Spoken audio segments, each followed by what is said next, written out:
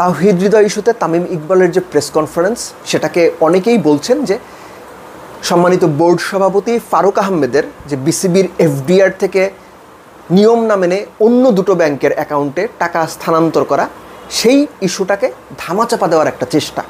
আসলেই কি তাই?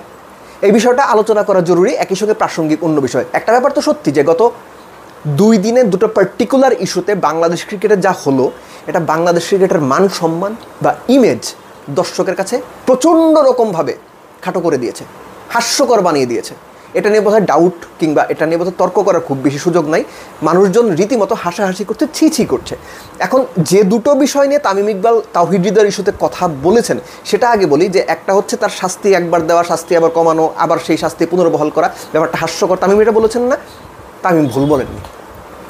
যারা সিদ্ধান্ত নিয়েছেন সেই সিদ্ধান্তে স্ট্রিক্ট থাকতে না পারা এবং বারবার সিদ্ধান্ত পরিবর্তন তাদের নিজেদের যে অবস্থান, সেই অবস্থানে দুর্বলতা প্রকাশ করে যে কোনো সিস্টেমে। দ্বিতীয় যে বিষয়টা, একটা পার্টিকুলার ম্যাচ নিয়ে ফিক্সিং কিংবা এই ধরনের অভিযোগ ছিল, সেই ক্রিকেটারদের ডেকে এনে অ্যান্টি কারাপশন বা আকু তারা বিসিবির একাডেমি মাঠে ক্রিকেটারদের দিয়ে কীভাবে ওটা সেটার অভিনয় করেছে এবং সেটা দর্শক গণমাধ্যমের সামনে সেগুলো ভিডিও করে নিউজ করেছে। তামিম এই প্রসঙ্গটা তুলেছেন, হুইচ ইজ কারেক্ট। দুটো প্রসঙ্গই কারেক্ট, ভুল কিছু বলেননি তামিম।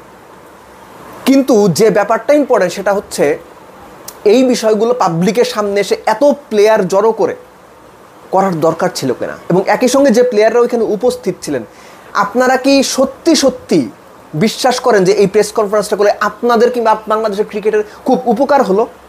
এটা যে ক্রিকেটাররা ওখানে উপস্থিত ছিলেন তাদের কাছে আমি প্রশ্ন রেখে গেলাম। তাদেরকে অনেককে আমি ব্যক্তিগতভাবে চিনি, তারাও আমাকে ব্যক্তিগতভাবে অনেক দিন ধরেই চেনেন, আমার সম্পর্কে খুব ভালো জানেন। তাদের সম্পর্কে আমি খুব ভালো জানি বলবো না, কিন্তু জানি। আপনাদের কাছে প্রশ্ন, আপনারা কি মনে করেন আপনাদের ক্যারিয়ার বাংলাদেশ ক্রিকেট সিস্টেম খুব উপকার আপনারা করলেন? এই প্রশ্নটা দর্শকদের কাছে আমি রেখে গেলাম। এখানেই হচ্ছে প্রশ্নটা আসে যে হঠাৎ করে এত সাধারণ একটা ইস্যুতে, যে ইস্যুটা ক্রিকেট বোর্ডের যারা সংশ্লিষ্ট আছেন, সম্মানিত বোর্ড সভাপতি আছেন, অন্যান্য গুরুত্বপূর্ণ পরিচালকরা আছেন, তাদের সঙ্গে বসেও তো সমাধান করা যেত না?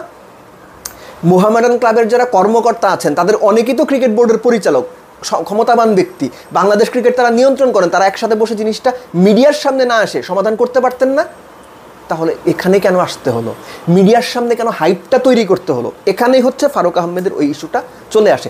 দেখেন, আমি একটা দৈনিক সকাল সন্ধ্যা বোধহয় তাদের একটা নিউজে দেখলাম যে ফারুক আহমেদ একটা বক্তব্য দিয়েছেন যে এর আগে ক্রিকেট বোর্ড যে ব্যাংকে টাকা রাখতো, ব্যাংকের নাম বলছি না খুব স্বাভাবিকভাবেই, সেখান থেকে তারা যে মুনাফা পাওয়ার কথা ইদার পেতেন না বা কম পেতেন, যে কারণে তিনি অদ্যাক্ষরের দুটো ব্যাংকে টাকা সরিয়েছেন যেন বেশি মুনাফা পাওয়া যায়। আন্ডারস্ট্যান্ডেবল, ঠিক আছে, কিন্তু সেটা নিয়ম মেনে কেন করা হলো না? ক্রিকেট বোর্ডের অন্যান্য যে প্রোটোকল আছে সেইটা কেন মেনে করা হলো না? দ্বিতীয় প্রশ্ন আমার, রাখবেনই যদি, কেন ভালো ব্যাংকগুলোতে রাখলেন না? বাংলাদেশে কমপক্ষে 4টা বা 5টা ব্যাংক আছে গ্রিন জোনের ব্যাংক, যে ব্যাংকগুলো ওয়েল রেপুটেড এবং তাদের খুব ভালো বিজনেস পলিসি আছে, কমপ্লায়েন্স আছে। সেই ব্যাংকগুলোতে না রেখে কেন দুর্বল ব্যাংকে আপনাদের রাখতে হলো? একই সঙ্গে এই অভিযোগও এসেছে যে ওই সমস্ত ব্যাংকে টাকা রাখার মাধ্যমে স্পন্সর আনা হয়, 3rd ডিভিশন 2nd ডিভিশন, এবং সেই ব্যাংকগুলো স্পন্সর করে। এটা খুব বাজে প্র্যাকটিস। আপনি ক্রিকেটের ব্র্যান্ড ভ্যালু কমাচ্ছেন, যে একটা ব্যাংকে টাকা রাখলে ভাই তোমরা আমাকে স্পন্সর দাও, এটা ক্রিকেটের তো ব্র্যান্ড ভ্যালু বাড়ছে না, উল্টো কমে যাচ্ছে। তাহলে ব্যাপারটা কী দাঁড়ালো? কোনোভাবেই যেন এই বিষয়টা আলোচনার বাইরে না যায়। সম্মানিত বোর্ড সভাপতি ফারুক আহমেদের যে ইস্যুটা তৈরি হয়েছে, এটা যদি আলোচনার বাইরে চলে যায় তাহলে এটা খুব বাজে একটা উদাহরণ আমাদের সামনে তৈরি করে রাখবে।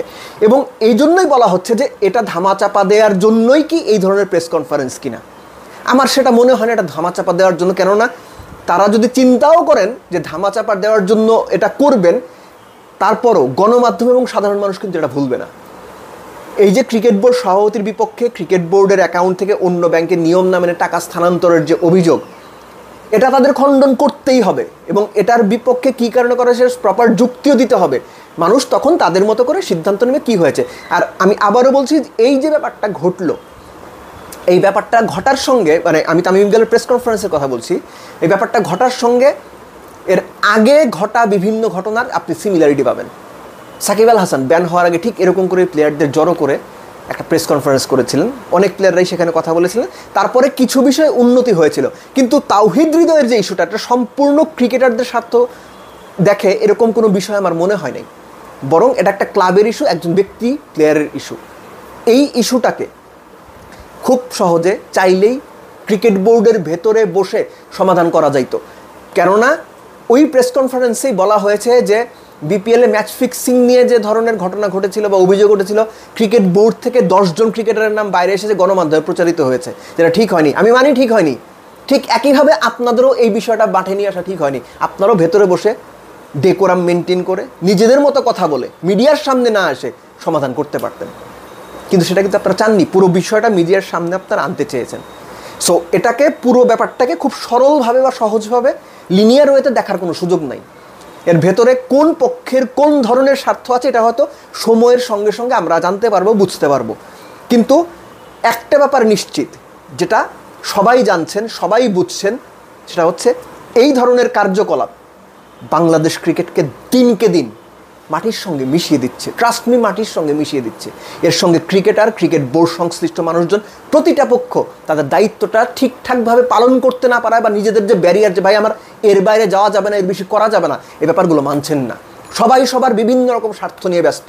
একটা স্বার্থই শুধুমাত্র এখানে অনুপস্থিত, বাংলাদেশ ক্রিকেটের বৃহত্তর স্বার্থ। আর এই স্বার্থটা মোস্ট প্রবাবলি কেউই ঠিকঠাক মতো দেখছেন না কিংবা দেখতে চাইছেন না। তাদের ব্যক্তি স্বার্থ, ব্যক্তিগত এজেন্ডা, ভবিষ্যৎ প্রাপ্তি, ভবিষ্যৎ পরিকল্পনা বাংলাদেশ ক্রিকেটকে নিয়ে সব ছাপিয়ে বড় হয়ে উঠছে, যেটা হতাশাজনক, দুঃখজনক এবং একই সঙ্গে নিন্দনীয়।